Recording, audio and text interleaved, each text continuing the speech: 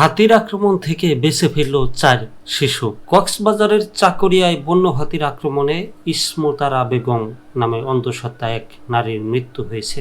এ সময় সাথে থাকা 4 শিশুর কোনো ক্ষতি করেনি হাতির দল।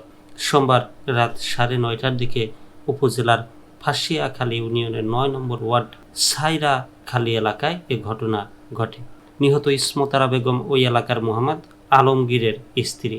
ফাঁসিয়াখালী ইউনিয়ন পরিষদের 9 নম্বর ওয়ার্ডের সাবেক ইউপি সদস্য মোহাম্মদ শাহ আলম জানান, রাত 9:30টার দিকে একদল বন্য হাতি শাবক সহ হাজোয়াখালী এলাকায় আসে। ইসমতারার পালিত কুকুর হাতি শাবককে আক্রমণের চেষ্টা করে। এ সময় ক্ষিপ্ত হয়ে একটি হাতি ঘরের চালা ভেঙে ঢুকে ইসমত আরাকে সুর দিয়ে আছাড় দেয়। তবে ইসমতারার 4 শিশু মায়ের পাশে ছিল, তাদের কোনো ক্ষতি হয়নি।